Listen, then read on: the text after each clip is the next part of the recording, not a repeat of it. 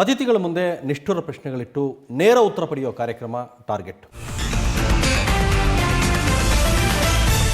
ನಮ್ಮ ಇವತ್ತಿನ ಟಾರ್ಗೆಟ್ ಬಳ್ಳಾರಿ ಗ್ರಾಮಾಂತರ ಕ್ಷೇತ್ರದ ಪಕ್ಷೇತರ ಅಭ್ಯರ್ಥಿ ಬಿ ಶ್ರೀರಾಮುಲು. ಶ್ರೀರಾಮುಲು ಅವರ ಕಾರ್ಯಕ್ರಮಕ್ಕೆ ಸ್ವಾಗತ. ನಮಸ್ಕಾರ. ಶ್ರೀರಾಮುಲು ಅವರೇ, ಹೇಗಿದ್ದೀರಿ? ಚೆನ್ನಾಗಿದ್ದೀನಿ ಅಂತೇಳಿ ನನಗೆ ಅನಿಸ್ತಾ ಇದೆ. ಬಹುಶಃ ನಿಮ್ಮನ್ನು ನೋಡ್ತಾ ಇದ್ರೆ ಹಾಗೆ ಅನ್ನಿಸ್ತಾ ಇಲ್ಲ. ನೀವು ಬಹಳ ಒಂದು ರೀತಿ ಭಯದಿಂದಲೋ ಅಥವಾ ಬೇಸರದಿಂದಲೋ ಅಥವಾ ದಣಿದೋ ಒಂದು ರೀತಿ ಕುಗ್ಗಿ ಹೋಗೋದ ರೀತಿ ಕಾಣಿಸ್ತಾ ಇದ್ದೀರಿ ತಾವು. ಒಂದು ಕಡೆ ಎಲ್ಲೋ ಒಂದು ಕಡೆ ನೋವಂತೂ ಇದೇ ಇದೆ. ಯಾಕಂದರೆ ಇವತ್ತು ಭಾರತೀಯ ಜನತಾ ಪಾರ್ಟಿ ಕಟ್ಟಿದಂಥ ಪಕ್ಷ, ನಾನು ಮತ್ತು ಸುಷ್ಮಾ ಸ್ವರಾಜ್ ಅವರು ಇಲ್ಲಿ ಸ್ಪರ್ಧೆ ಮಾಡಿದಂಥ ಸಂದರ್ಭದಲ್ಲಿ ಭಾರತೀಯ ಜನತಾ ಪಾರ್ಟಿ ಕಮಲದ ಹೂವು ಅಂದರೆ ಇನ್ನು ಯಾರಿಗೂ ಗೊತ್ತಿದ್ದಿಲ್ಲ. ಅವತ್ತಿನಿಂದ ಇವತ್ತಿವರೆಗೂ ಕೂಡ ಭಾಳಷ್ಟು ಕಷ್ಟಪಟ್ಟು ಪಕ್ಷವನ್ನು ಕಟ್ಟಿಕೊಂಡು ಪಕ್ಷವನ್ನು ಗ್ರಾಮ ಪಂಚಾಯತಿಯಿಂದ ಲೋಕಸಭೆಯವರೆಗೆ ಎಲ್ಲ ಅಭ್ಯರ್ಥಿಗಳನ್ನು ಗೆಲ್ಲಿಸ್ಕೊಳ್ಳೋಕ್ಕೋಸ್ಕರವಾಗಿ ಭಾಳಷ್ಟು ಕಷ್ಟಪಟ್ಟಿದ್ದೀನಿ. ಬೆಳೆಸಿದ ಮತ್ತು ಅನೇಕ ಹುದ್ದೆಗಳನ್ನು ನೀಡಿದ, ತಮ್ಮನ್ನು ಮಂತ್ರಿ ಮಾಡಿದ ಪಕ್ಷವನ್ನು ತೊರೆದು ತಾವು ಪಕ್ಷೇತರರಾಗಿ ಸ್ಪರ್ಧಿಸೋದಕ್ಕೆ ಏನು ಮೂಲ ಕಾರಣ ಏನು? ಆ ಸ್ವಾಭಿಮಾನ ಅನ್ನೋದು ಏನು? ಅದನ್ನು ಬಿಟ್ಟರೆ ಬೇರೆ ಒಂದು ರೀಸನ್ ಇದೆಯಾ ಅಥವಾ ಅದನ್ನೊಂದನ್ನು ಏನು ದಾಳವಾಗಿ ಬಳಸ್ಕೊತಾ ಇದ್ದೀರಾ?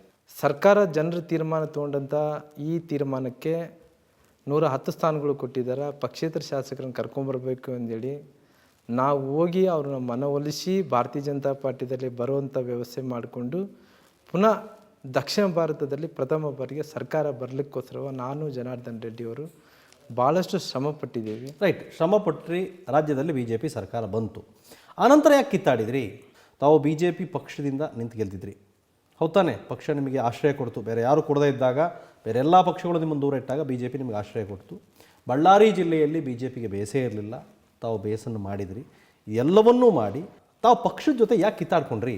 ಅಥವಾ ಯಾರ ಜೊತೆನಾದರೂ ತಮಗೆ ವೈಯಕ್ತಿಕವಾದ ಸಮಸ್ಯೆ ಆಯಿತು, ಸರ್ಕಾರದಿಂದ ಸಮಸ್ಯೆ ಆಯಿತು, ಅಥವಾ ಪಕ್ಷದಿಂದಲೇ ತೊಂದರೆ ಆಯಿತು ನಿಮಗೆ? ಪಕ್ಷ ಬೆಳೆಯೋದೆಷ್ಟು ಮುಖ್ಯನೋ ಅದನ್ನು ಕಾಪಾಡಿಕೊಂಡು ಹೋಗೋದು ಕೂಡ ಭಾಳಷ್ಟು ಮುಖ್ಯ ಅನ್ನೋಂಥ ಉದ್ದೇಶದಿಂದ ನಾವೆಲ್ಲರೂ ಕಲಿತು ನಾವೇನು ಮಾಡಿದ್ವಿ, ಹೈದರಾಬಾದಿಗೆ ಹೋದ್ವಿ. ಅಲ್ಲ, ಯಾರ ಜೊತೆ ಭಿನ್ನಾಭಿಪ್ರಾಯಕ್ಕೆ ಹೋದ್ರಿ ನೀವು? ಅದು ಅವತ್ತು ಇದ್ದಂಥ ಪರಿಸ್ಥಿತಿ ಆಗಿರುತ್ತಿಲ್ಲ ಅಂತಂದ್ರೆ ಈಗ ಸ್ವಲ್ಪ ಎಲ್ಲೋ ಒಂದು ಕಡೆ 2 ಗುಂಪುಗಳಾಗಿದ್ದು. ಒಂದು ಗುಂಪುಗಳು ಏನಂದಾಗಿತ್ತಂದರೆ, ಒಂದು ಗುಂಪು ಯಡಿಯೂರಪ್ಪರ ಒಂದು ಗುಂಪಾಗಿತ್ತು, ಒಂದು ಕಡೆ ಅನಂತಕುಮಾರ್ ಅವ್ರದ್ದು, ಜಗದೀಶ್ ಶೆಟ್ಟರ್ ಅವ್ರದ್ದು ಒಂದು ಗುಂಪಾಗಿತ್ತು. ನಾವೇನು ಇವತ್ತು ಪಕ್ಷ ಅನ್ನೋದು ನೋಡ್ತಿದ್ದೀವಿ, ಯಾರೇ ಗುಂಪು ಅನ್ನೋದು ನೋಡ್ತಾ ಇದ್ದಿಲ್ಲ. ಅವತ್ತೇನಾಯಿತು, ಅವರೆಲ್ಲರೂ ಕೂಡ ನಮ್ಮ ಸಚಿವ ಸಂಪುಟದಲ್ಲಿ ಕೂಡ ಸಾಕಷ್ಟು ಮಂದಿ ಪಕ್ಷೇತರ ಮಂದಿ ಶಾಸಕರಿದ್ದರು. ನಂತರ ನಾವು ಮಂತ್ರಿಗಳಾಗಿದ್ದೀವಿ. ಎಲ್ಲರೂ ಕಲಿತು ಕೂಡ ಏನಾಯಿತು, ಒಂದು ಗುಂಪು ಥರ ಒಂದು ಮಾಡ್ಕೊಂಡಿದ್ವಿ. ಆ ಗುಂಪಿನಲ್ಲಿ ಸಾಕಷ್ಟು ಅವ್ರಿಗೆ ಏನು ಅನಿಸ್ತಿತ್ತು ಅಂದರೆ, ಇವರೆಲ್ಲರೂ ಕೂಡ ಬ್ಯಾಕ್ವರ್ಡ್ಸ್ ಎಲ್ಲ ಕೂಡ ಕಲಿತು ಏನೋ ಒಂದು ಗುಂಪು ಮಾಡ್ಕೊತಾರೆ ಅನ್ನೋಂಥ ಡೌಟು ಅವರಿಗೆ ಎಲ್ಲೋ ಒಂದು ಕಡೆ ಕಾಡ್ತಾ ಇತ್ತು.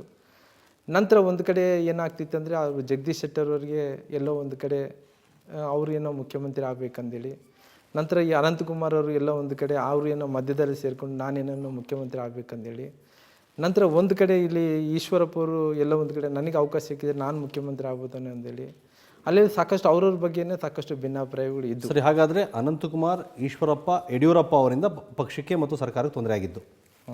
ತಾವು ಪಕ್ಷೇತರರಾಗಿ ಸ್ಪರ್ಧಿಸ್ತಾ ಇರೋದಕ್ಕೆ ಏಕೈಕ ಕಾರಣ ತಮಗೆ ಸಚಿವ ಸ್ಥಾನ ಸಿಕ್ಕಲಿಲ್ಲ ಅನ್ನೋದು, ಹೌದಾ?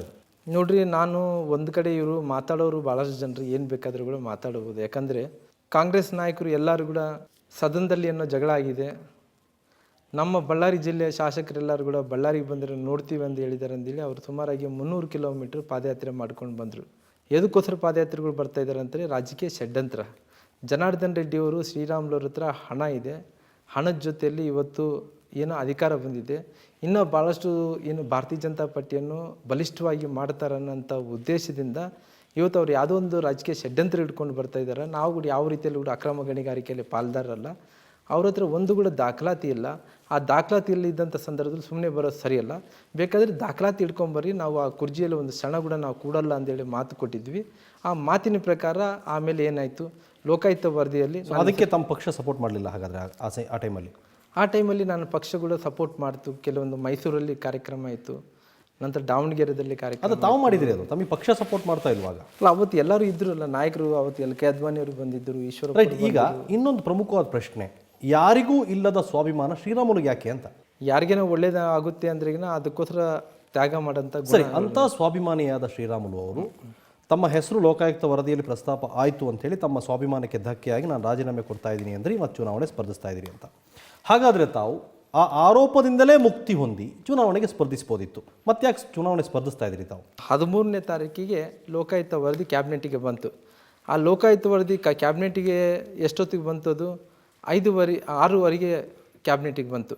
ಆ ಕ್ಯಾಬಿನೆಟಿಗೆ ಬಂದಂಥ ಸಂದರ್ಭದಲ್ಲಿ ಆ ಕ್ಯಾಬಿನೆಟಲ್ಲಿ ತೀರ್ಮಾನ ತೊಗೊತಾರೆ. ಏನಂತ ತೀರ್ಮಾನ ಅಂತಾರ, ಪುನಃ ಸ್ಪಷ್ಟೀಕರಣ ಕೇಳಬೇಕೆಂದೇಳಿ ಕ್ಯಾಬಿನೆಟಲ್ಲಿ ಲೋಕಾಯುಕ್ತ ವರದಿಯನ್ನು ವಾಪಸ್ ಕಳಿಸ್ಕೊಡ್ತಾರೆ. ಅವರು 6:30ಗೆ ವಾಪಸ್ ಕಳಿಸ್ಕೊಟ್ಟರೆ ನನ್ನ 5:30ಗೆ ಶ್ರೀರಾಮುಲನ್ನು ಪಕ್ಷದಿಂದ ಡಿಸ್ಕ್ವಾಲಿಫಿಕೇಷನ್ ಮಾಡ್ತಾರೆ. ಅಂದರೆ ನಾನು ಇವಾಗ ಒಂದು ಅರ್ಥ ಮಾಡ್ಕೊಳ್ಳಿ, ಇವತ್ತು ನೀವು ಸ್ಪಷ್ಟೀಕರಣ ಕೇಳಬೇಕು, ಲೋಕಾಯುಕ್ತ ವರದಿಯನ್ನು ವಾಪಸ್ ಕಳಿಸ್ಬೇಕು ಅಂತೇಳಿ ತೀರ್ಮಾನ ತೊಗೊಂಡಾಗ ಹಂಗಾದ್ರೆ ನಾನು ಒಂದು ತಾಸದಲ್ಲಿ ಏನೇನು ತೊಂದರೆ ಆಗ್ತಿತ್ತಾ? ಶ್ರೀರಾಮುಲವ್ರನ್ನ ಕ್ವಾಲಿಫಿಕೇಷನ್ ಮಾಡಲಾರ್ದಂತ ಕೂಡ ತಾವು ಬೇಕಾದ್ರೆ ಶ್ರೀರಾಮುಲು ಬೇಕಂದ್ಕೊಂಡಿದ್ರಿಗಿನ ಬೇಕಾದರೆ ಹಂಗೆ ಕಳಿಸ್ಬೋದಿತ್ತಲ್ಲ, ನನ್ನ ಕೂಡ ಸೇರಿಸ್ಕೊಂಡು ಕಳಿಸ್ಬೋದಿತ್ತಲ್ಲ. ನನ್ನ ರಾಜೀನಾಮೆ ಯಾಕೆ ಅಕ್ಸೆಪ್ಟ್ ಮಾಡಿದರು? ಯಾಕೆ ಅಕ್ಸೆಪ್ಟ್ ಮಾಡಿ ಪುನಃ ಯಾಕೆ ಸ್ಪಷ್ಟೀಕರಣ ಕಳಿಸ್ಕೊಟ್ರು? ಅಂದರೆ ಮನುಷ್ಯನಲ್ಲಿ ತಾವು ಇಂಟೆನ್ಷನ್ ಯಾರ್ದು ಷಡ್ಯಂತ್ರ ಇದು?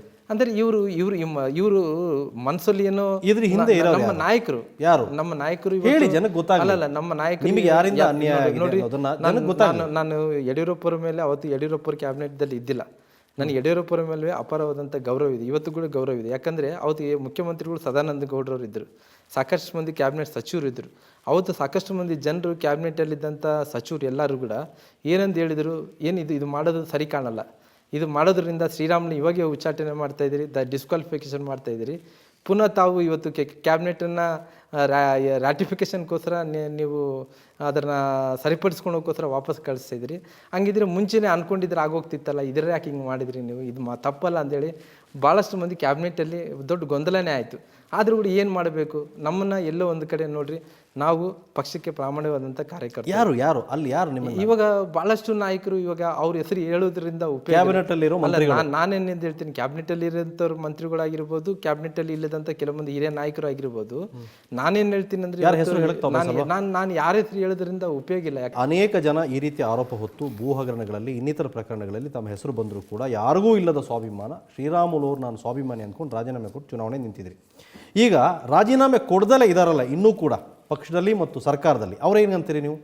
ಸರ್, ನಾನು ಬೇರೆಯವ್ರ ಬಗ್ಗೆ ಮಾತಾಡೋದು ತಪ್ಪಾಗುತ್ತೆ. ಯಾಕಂದರೆ ನನಗೇನು ಇವತ್ತು ನಾನು ಮುಂಚೆಯಿಂದ ಕೂಡ ಒಂಥರ ಮನುಷ್ಯ. ಯಾಕಂದರೆ ನಾನು ಯಾವತ್ತನ ಯಾರಿಗಾನ ಸಹಾಯ ಮಾಡಬೇಕು, ಏನನ್ನ ಕೊಡಬೇಕು ಅಂದ್ರಿಗಿನ ನಾನು ಏನು ಬೇಕಾದ್ರೂ ಕೂಡ ದಾನ ಮಾಡೋದು. ಬಂದು ಬಡವರು ಬಂದು ಕೇಳಿದ್ರಿಗಿನ ಏನೇನು ಅಕಸ್ಮಿತವಾಗಿ ನನಗೆ ಇಂಥದ್ದು ಬೇಕಂದರೆ ನಾನು ಮನೆ ಕೂಡ ಬಿಟ್ಟು ಕೊಟ್ಬಿಡ್ತೀನಿ. ರೈಟ್, ಬೇರೆಯವರ ವಿಚಾರ ನನಗೆ ಬೇಕಾಗಿಲ್ಲ, ನನ್ನ ಸ್ವಾಭಿಮಾನಕ್ಕೆ ಧಕ್ಕೆ ಆಯಿತು, ನಾನು ರಾಜೀನಾಮೆ ಕೊಟ್ಟೆ ಚುನಾವಣೆ ನಿಲ್ತಾ ಇದ್ದೀನಿ ಅಂತ ಹೇಳ್ತಾ ಇದ್ದೀರಿ ಶ್ರೀರಾಮುಲು ಅವರೇ. ಓಕೆ, ನಿಮ್ಮ ಜೊತೆ ಇನ್ನಷ್ಟು ಮಾತಾಡ್ತೀನಿ ಶ್ರೀರಾಮುಲು. ಅದಕ್ಕೂ ಮೊದಲು ಒಂದು ಚಿಕ್ಕ ಬ್ರೇಕ್.